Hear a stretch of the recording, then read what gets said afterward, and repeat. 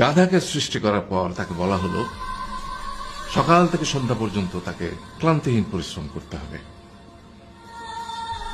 সারা জীবন তাকে পিঠে ভারী বোঝা বইতে হবে, খেতে পাবে শুধু ঘাস, আর তার মাথায় কোনো বুদ্ধি থাকবে না।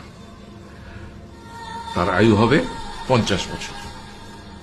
গাধা করজোড়ে সৃষ্টিকর্তাকে বলল, আমি এত বছর বাঁচতে চাই না, আমাকে 20 বছর আয়ু দেওয়া হোক। সৃষ্টিকর্তা সেটাই মঞ্জুর করলেন।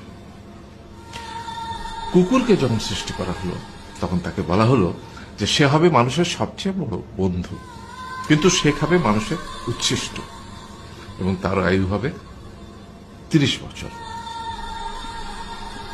কুকুর সৃষ্টিকর্তাকে বলল, আমি এত বছর বাঁচতে চাই না, আমাকে 15 বছর আয়ু দেওয়া হোক। সেটাই মঞ্জুর করা হলো।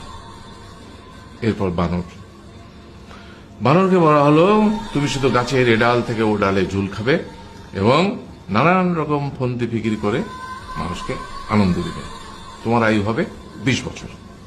বানর বলল, আমি 20 বছর বাঁচতে চাই না, আমাকে 10 বছর দেওয়া হোক। সেটাই মঞ্জুর করা হলো। এবার এলো পুরুষ মানুষের পালা। তাকে বলা হলো যে তুমি হলে প্রাণীকুলের মধ্যে সবচেয়ে বিচক্ষণ এবং বুদ্ধিমান, সেই জন্য তোমাকে প্রাণীদের শিরোমণি করা হলো এবং তোমার আয়ু হবে 20 বছর। তখন পুরুষ মানুষ বলল, করজোড়ে বলল সৃষ্টিকর্তাকে যে 20 বছর আয়ু অত্যন্ত কম, হে প্রভু, আমাকে ওই গাধার সে যে 30 বছর আয়ু চায়নি সেটা আমাকে দেয়া হোক, ওই যে কুকুর 15 বছর ফিরিয়ে দিয়েছিল সেটাও আমাকে দেয়া হোক, আর যে বানর 10 বছর নেয়নি সেটাও আমাকে দেয়া হোক।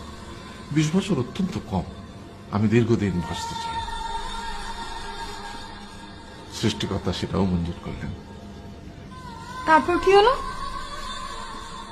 সেই থেকে ছেলেরা পুরুষ মানুষ হিসেবে বাঁচে 20 বছর, তারপরের 30 বছর সংসারের বোঝা পিঠে করে বয়ে বেড়ায়, সেটা কার মতো? গাধার মতো।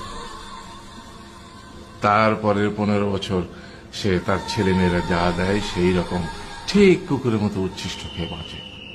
আর তারপরে বৃদ্ধ বয়সে ঠিক বানরের মতো, যেমন গাছের এডাল থেকে ওডাল ঝুল খায় বানর, তেমনি এই ছেলের বাড়ি থেকে ওই ছেলের বাড়ি, আর নানান রকম ফন্দি ফিকির করে তার নাতি নাতনিদের আনন্দ দেওয়ার চেষ্টা করে।